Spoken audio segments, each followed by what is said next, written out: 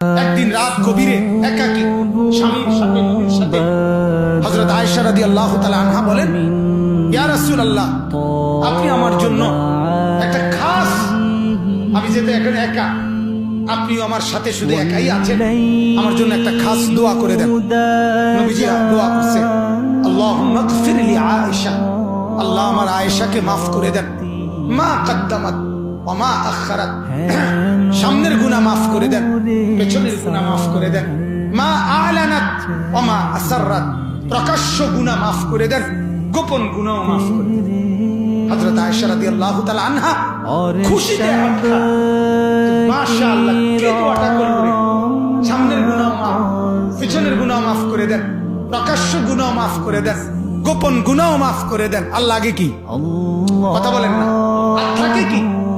হযরত আয়েশা হাদিসে লিখছে, হযরত আয়েশা রাদিয়াল্লাহু তাআলা আনহা তিনি খুশিতে আল্লাহর নবীর কোলের উপরে মাথা রাইখা একবারে শুয়ে লাইছে। স্বামী তো আল্লাহর নবী বলেন, আয়েশা এত খুশি হলা কেন, এমন করতেছো কেন? বলতেছে, ইয়া রাসূলুল্লাহ, কসম খোদার, আজই আমার মনে হইতেছে আমি আপনার খাস একটা দোয়া পাইছি, যে দোয়া কেউ পায় নাই। আল্লাহর নবী সাল্লাল্লাহু আলাইহি ওয়াসাল্লাম, মেরে মুহতারাম শুনতেছেন আপনারা? আল্লাহর নবী তখন চোখের পানি ফেলে বলছে, আয়েশা, আল্লাহর কসম আয়েশা, তোমার জন্য তো আজ রাত গভীরে একবার বলেছি, আর আমি মুহাম্মদ প্রতিদিন 5 ওয়াক্ত নামাজের পরে এই দোয়া আমি আমার উম্মতের জন্য প্রতিদিন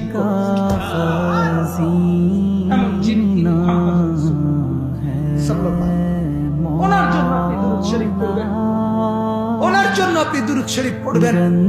আপনার জিলাপি দিতে হবে, আপনার বিরিয়ানি দিতে হবে, নাইলে আপনি পড়তেন না।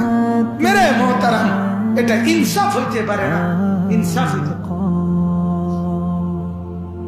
ইনসাফ হইতে পারে না। এটা বিবেক হইতে পারে না।